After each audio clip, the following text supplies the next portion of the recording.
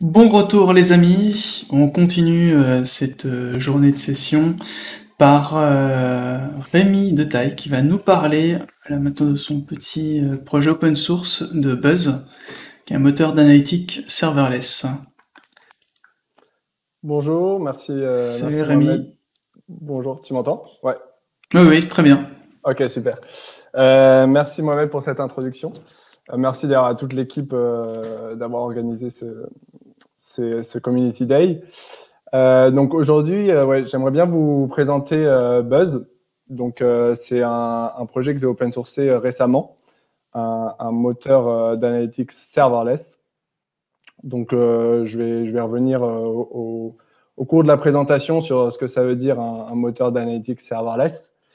Euh, donc, pour être tout à fait transparent avec vous, le but de cette présentation, c'est déjà de vous faire comprendre ce que c'est, mais aussi d'éveiller votre intérêt et si possible, si ça réveille suffisamment votre intérêt, si ma présentation est vraiment réussie pour moi, je recevrai une avalanche d'emails pour venir contribuer avec moi à ce projet.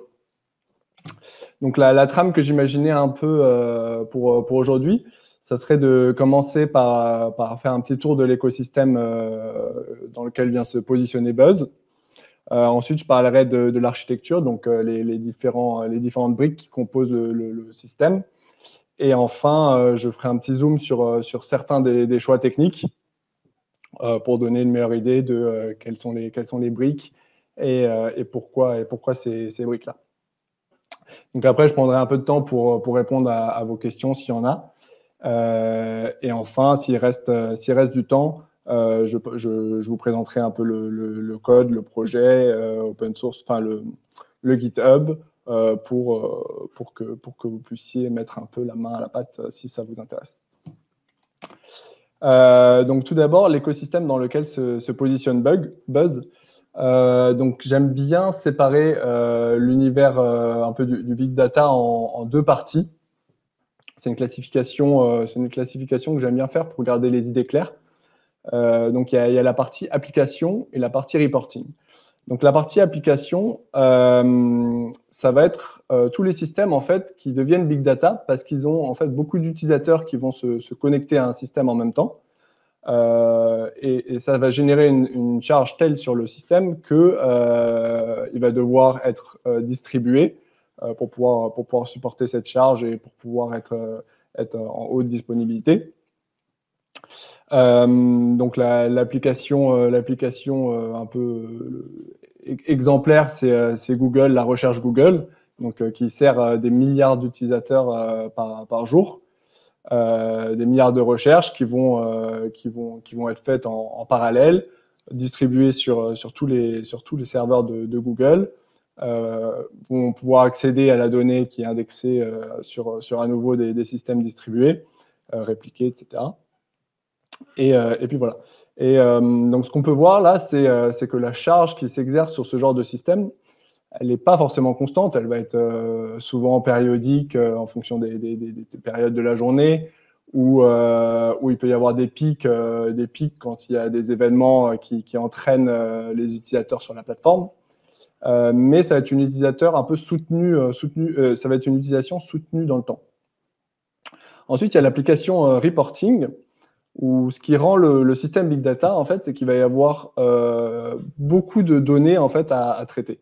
Donc, le nombre d'utilisateurs peut être assez restreint, mais l'utilisateur, quand il va accéder au système, en fait, il va avoir besoin de beaucoup de puissance de calcul pour pouvoir accéder à toutes les données qu'il a envie d'accéder, pour que les agrégations puissent se faire, pour qu'il ait l'information dont il a besoin. Donc l'exemple typique, c'est les dashboards qui sont assez communs, qui sont des applications assez communes. Et quand on regarde un peu le profil d'utilisation de ce genre de système, il est très différent de la partie applicative, à mesure où du coup cet utilisateur il va se connecter, ou ces quelques utilisateurs ils vont se connecter de manière plus déstructurée. Et ils peuvent demander des ressources du système de manière imprédictible, puisqu'ils font leur analyse quand ils en ont besoin. et en l'occurrence, l'analyse qu'ils vont faire peut demander beaucoup de ressources ou peu de ressources. Donc, c'est des applications assez dures à prédire. Et c'est justement dans ce contexte-là que se situe Buzz. Donc, qu'est-ce qu'il y a en fait derrière un reporting? Donc, on a vu, c'est un peu un dashboard. En général, ce qu'il va y avoir derrière, c'est des tableaux de données. Donc, il va y avoir bien sûr tout le tel, mais qui va poser au final, structurer la donnée en tableaux, où on va avoir typiquement la date. Donc, la plupart des données sont quand même des événements qui sont sous forme de time series, donc où chaque événement va être daté. On va avoir des métriques, comme là, par exemple, la quantité ou le prix, qui vont pouvoir être additionnés ou sur lesquels on va pouvoir exercer des opérations mathématiques. Ensuite, on va avoir tout un tas de dimensions qui vont venir qualifier la donnée. Donc des dimensions qui peuvent être soit des ID, donc des qualifications uniques en fait, et un peu aléatoires des événements, ou bien des qualifications qui vont être un peu des tags, donc qui vont se répéter beaucoup, donc sur lesquels on va très souvent par exemple faire des breakdowns. Donc là, par exemple, on pourrait faire un breakdown par client et demander le prix moyen du panier d'un client. Qu'est-ce qui rend le reporting du coup big data? C'est l'accumulation en fait de ces tableaux. C'est le fait qu'il y en ait beaucoup au fur et à mesure du temps qui s'accumulent. Donc au travers d'un ETL, on va venir déposer de plus en plus de données dans un warehouse ou un data lake. On peut les appeler comme on veut. Et ces données vont s'accumuler à une vitesse plus ou moins grande en fonction du type d'application. Et du coup, ce qui va être complexe, c'est au moment de l'analyse, on va avoir cette accumulation de données dans laquelle on va vouloir chercher ou bien faire une agrégation. Et à ce moment-là, on va avoir besoin de toute la puissance de calcul possible pour faire cette opération. Donc, au niveau de l'ETL, les outils, par exemple, si on reste cantonné au use case AWS, donc les outils classiques, c'est toute la suite Kinesis, que ce soit du Firehose, du Stream ou Analytics. On peut combiner les différents éléments. Pas tellement le sujet de la présentation là. Après, au niveau du storage, donc on peut avoir un truc un peu plus à rest, donc un stockage un peu plus froid sur S3 sous forme de fichiers. Donc, on va avoir un stockage très peu cher par rapport au volume de données, mais on n'aura pas de compute directement attaché à notre stockage. Soit un stockage de type cluster, donc là c'est Redshift par exemple, mais ça pourrait être Elasticsearch. Donc on va déposer les données sur un cluster qui a les outils pour faire les analyses et le stockage associé. Dans le cas du coup du stockage sur un data lake comme S3, un des outils qu'on peut utiliser par exemple pour faire les analyses, ça serait Athena. Athena derrière avec lequel on retrouve aussi ces propriétés serverless qui vont nous intéresser. Donc, si on vient caractériser un petit peu les différents moteurs d'analytics, moi, il y a deux axes que j'aime bien pour caractériser. Il y a beaucoup de propriétés. Tous les moteurs d'analytics ont leurs points forts, ont leurs points faibles. Il y a beaucoup de choses selon lesquelles on peut les caractériser. Mais les deux dimensions que moi, je trouve très importantes, c'est la latence et le prix du système. Donc la latence, ça va être très important dans mon expérience parce que la plupart en fait, quand un utilisateur va faire son analyse, en général, il va pas avoir besoin d'une seule analyse, il va pas avoir besoin d'un rapport statique, il va avoir un fil de réflexion. En fait, il va poser une question au système qui va lui dire la moyenne des ventes et de temps. Ça va lui générer une deuxième question à laquelle il va vouloir répondre derrière, donc il va faire une deuxième analyse, et il va avoir un fil de réflexion comme ça. Et si les analyses sont trop lentes, si les analyses prennent trop de temps à être répondu, du coup, l'utilisateur, il prend le risque de perdre un peu le fil de sa réflexion et d'aller moins loin dans son analyse. Donc ça, c'est un gros problème dans beaucoup de systèmes d'analyse, c'est cette lenteur dégrade beaucoup en fait l'utilité de l'analyse. Et bien sûr, de l'autre côté, il y a la dimension prix qui est toujours une ombre qui plane au-dessus de tous les développeurs, qui doit toujours avoir le prix en tête. Et donc, c'est facile de faire un système avec une latence basse si on réserve d'énormes clusters qui ont des énormes capacités de calcul pour répondre aux requêtes de n'importe quel utilisateur qui se connecterait peut-être une fois par mois pour faire son analyse. Mais bien sûr, ça aurait un coût prohibitif parce que ces clusters, les prix montent très vite. Donc l'idée de Buzz, c'est de venir un peu aller chercher les limites donc vers les prix bas grâce au côté serverless qui permet vraiment de casser les prix sur ces charges d'analyse très, très, très momentanées.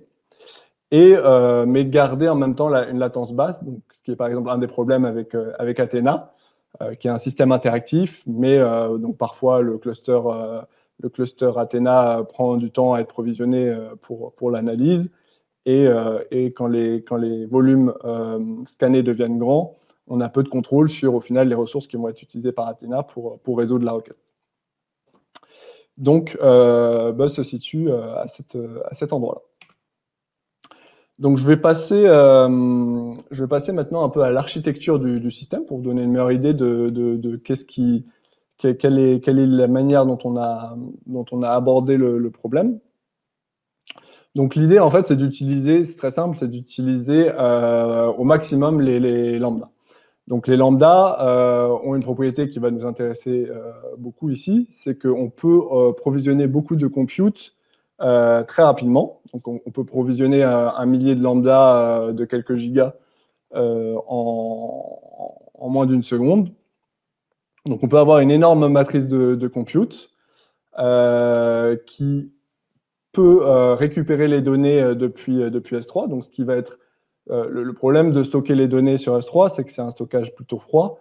Donc la bande passante vers S3 pour chaque objet de données va être plutôt faible. Par contre, si on vient paralléliser massivement l'accès à S3, en distribuant le compute dans tout le data center Amazon grâce au lambda, on peut regagner en fait beaucoup de bandes passantes vers S3 et avoir un système qui va redevenir assez interactif.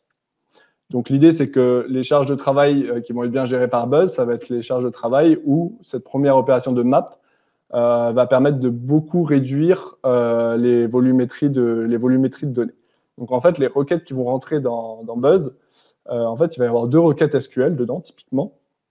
Donc une qui va être destinée aux maps et l'autre qui va être destinée à la partie plutôt reduce. Donc, celle qui va être destinée aux maps va être envoyée au lambda. Le but, c'est que cette requête ait un facteur d'agrégation, de diminution de la volumétrie qui soit très élevé pour qu'il y ait peu de données qui soient ramenées. Donc, en deuxième étape, les résultats de la première requête vont être ramenés vers un cluster. Cette fois-ci, c'est un cluster Fargate parce qu'une des contraintes qu'on a avec les lambdas, c'est qu'on ne peut pas se connecter à une lambda, à part au moment où on la démarre. Donc, le seul moyen d'échanger des données entre il n'y a pas vraiment de moyen d'échanger des données entre les lambda, en passant par un bus d'événements, mais ça rajouterait beaucoup de latence.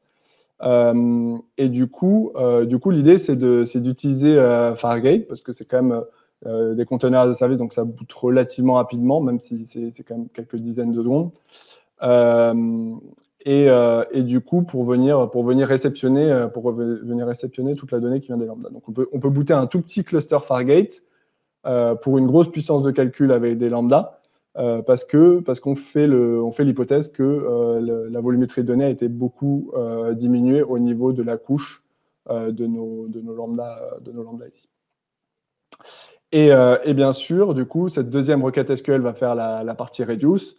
Et le cluster Fargate va renvoyer le résultat donc à la lambda qui initialement a reçu notre requête. Donc on va avoir un système qui va être pas 100% serverless parce qu'il y a ce petit cluster Fargate qu'on peut, en fait, on va pouvoir tuner s'il est allumé à l'échelle de la session. Dans ce cas-là, c'est-à-dire qu'on se dit que la session, okay, elle va prendre quand même une quinzaine de secondes à démarrer le temps que les serveurs Fargate soient up. Mais sinon, ou bien on pourrait les laisser allumer tout le temps, vu qu'on n'a que quelques petites machines, c'est pas forcément prohibitif.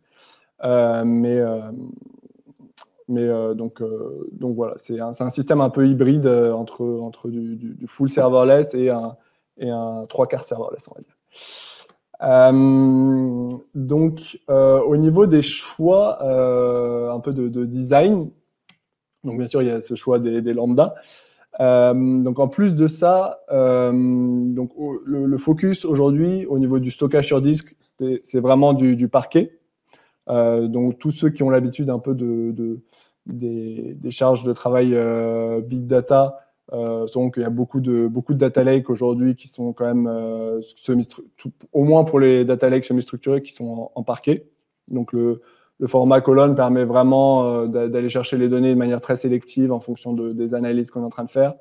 Ça permet d'avoir des très bonnes compressions. Donc c'est vraiment un format assez universel.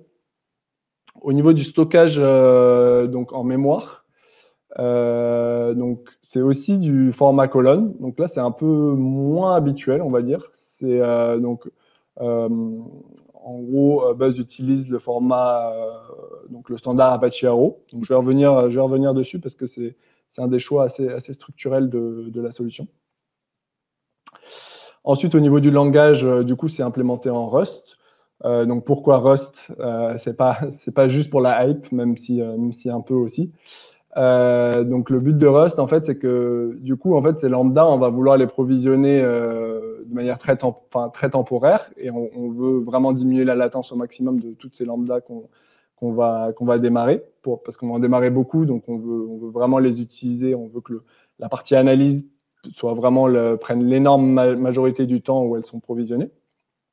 Et Rust, en fait, avec son côté système, donc permet d'avoir ce côté vraiment embarqué où l'exécutable va être très léger, va être très rapide à booter.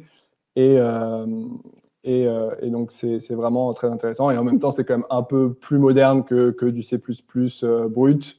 Donc, avec quand même Cargo pour la gestion de dépendance qui est quand même très, très simple à utiliser et très bien fait.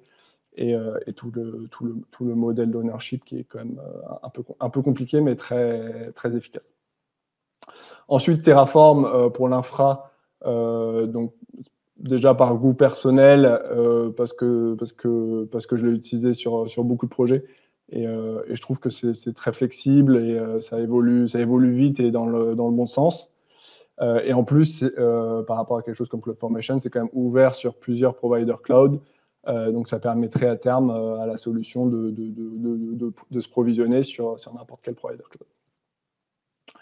Et ensuite, au niveau du data catalog, par exemple, le choix n'a pas été fait encore. Donc, bon, bien sûr, l'idéal, ça serait de supporter tous les catalogues de données. Mais c'est une question ouverte. Aujourd'hui, il y a beaucoup de catalogues de données qui existent, qui sont en train de se standardiser. Donc voilà, c'est le genre de choix qu'il faudra arrêter et sur lesquels il faudra encore porter beaucoup de travail d'implémentation. Donc si on revient un peu sur le choix d'Apache Arrow, donc les raisons qui m'ont porté à choisir Arrow. Donc la première raison, c'est le côté, donc c'est en train de s'imposer comme un standard en fait au niveau du stockage de données en mémoire. Et ce standard, ça permet en fait de pouvoir réutiliser beaucoup de code de la communauté de Apache Arrow. Donc en particulier, il y a plusieurs moteurs de requêtes qui sont en train de se construire sur les données une fois qu'elles sont stockées en mémoire dans ce format-là. Donc ça permet de réutiliser toutes ces briques-là, ce qui a un gain de temps énormissime. Ensuite, un petit bonus, parfois ça peut arriver que sur certaines données dans Parquet, elles soient stockées exactement dans le même format vu que les deux formats sont colonnes, qu'elles vont être stockées en mémoire. Du coup, ça évite toute désérialisation. En fait, on prend juste la donnée depuis le disque, on la charge en mémoire et on n'a pas eu besoin de sérialiser, désérialiser. Donc, c'est quand même un petit bonus. Bon, ça n'arrive pas forcément très souvent parce que les formats sont quand même pas exactement pareils. Mais ça peut arriver, ou en tout cas, les sérialisations, désérialisations sont très rapides parce que les formats sont semblables. Et enfin, il y a la partie SIMD. Donc, je pense que ça, peut-être qu'il y a moins de gens qui vont connaître, ou du moins plutôt des gens qui ont l'habitude de manipuler le bas niveau, le hardware. Donc, en gros, si je fais une métaphore vraiment très haut niveau, donc le CPU, il faut savoir que c'est une bête assez compliquée. En fait, c'est pas juste des instructions séquentielles. En fait, ça peut gérer même un seul CPU à chaque cadence peut gérer plusieurs instructions à la fois. Donc, en fait, il peut gérer des integers très longs. Donc, il peut aussi gérer plusieurs integers plus petits en parallèle. Mais la condition, le prérequis pour qu'il puisse faire ça, c'est que les données soient en mémoire. Quand il vient les charger en mémoire pour les mettre dans le CPU, il faut qu'elles soient contiguës pour qu'un chargement, il ait toutes les données dont il a besoin. Parce que sinon, il perd de toute manière plus de temps à aller charger chaque integer que vraiment à faire son cycle CPU. Et à partir du moment où on a ça, donc grâce au stockage colonne, nos valeurs qu'on va venir par exemple agréger, donc on va additionner une colonne d'entiers. Comme on les a de manière contiguë en mémoire, le CPU va se les charger en même temps, et en un seul appel à la mémoire, il va pouvoir traiter plusieurs valeurs. Donc ça permet d'avoir une efficacité en fait du CPU plus importante, et c'est très intéressant parce que donc le fait d'utiliser des lambdas, on va aussi on va quand même le payer parce que les lambdas, autant CPU, ça coûte quand même un peu plus cher qu'une instance EC2 classique. Donc, une fois qu'on a tous nos CPU de lambda, c'est bien sympathique, mais il faut vraiment les utiliser à fond. Donc, ça sera tout au niveau des slides. Est-ce que vous avez quelques questions jusqu'à maintenant, ou est-ce que vous voulez qu'on passe à la partie code? Merci Rémi. Alors, là, je n'ai pas encore de questions dans le chat. Par contre, moi, j'ai quelques petites questions à ce sujet. Donc, c'est, pour rappel, donc, un projet open source sur lequel tu travailles. Il n'y a que toi qui travailles aujourd'hui dessus, c'est ça? Ouais, aujourd'hui, oui, pour l'instant, je suis tout seul dessus. Donc, ça fait combien de temps que tu es dessus? Alors, ça fait à peu près... Donc, j'ai commencé il y a à peu près 1 an.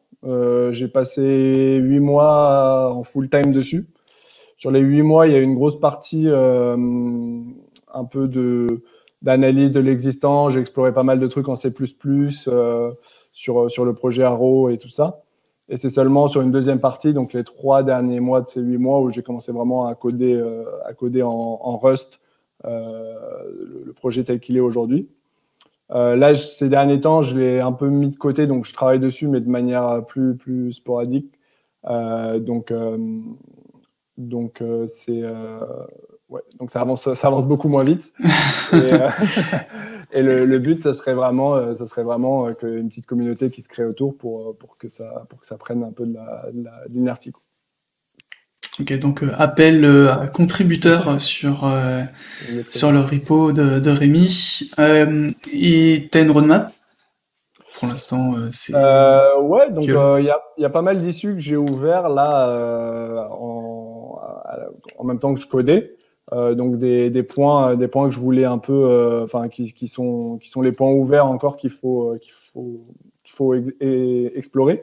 Donc il n'y a pas vraiment de roadmap dans le sens où il n'y a pas l'ordre chronologique dans lequel ça doit être fait, mais il y a les éléments de la roadmap, et donc l'idée, ça serait au fur et à mesure qu'il y a des gens qui sont intéressés par le projet, de choisir la priorisation plutôt en fonction de ça qu'une priorisation que moi j'aurais inventée aléatoirement. Une petite question qui vient d'arriver, est-ce qu'on peut enchaîner plusieurs opérations de MapReduce dans une même query SQL? Donc ça, c'est C'est tout à fait un truc que j'avais prévu à la base et après j'ai resimplifié un petit peu le système. Donc déjà la première chose c'est que les deux requêtes SQL qui sont fournies au système, c'est des requêtes SQL complètes. Donc on peut utiliser vraiment toute la richesse du SQL pour faire les opérations. Mais en soi, aujourd'hui, il n'y a qu'un seul MapReduce qui est possible. Mais ça serait tout à fait intéressant qu'il puisse y en avoir plusieurs ou qu'on puisse merger plusieurs maps sur des sources de données différentes et les pousser après vers un reduce où on fait un join par exemple. Ça serait un cas d'usage très, très intéressant et pas forcément très compliqué à implémenter, quoi. Là, il y a vraiment toutes les bases pour que ça soit fait. Et voilà. Donc là, par exemple, si je montre un petit peu le moteur, enfin le langage de requête que j'ai mis en place. Donc l'idée, c'est qu'en fait, les différentes étapes à chaque fois vont contenir en payload une requête SQL. Donc là, par exemple, c'est la requête qui va à la partie HB. Il va y avoir une requête SQL. Pour la partie reduce, donc hcomb, il va y avoir une autre requête SQL.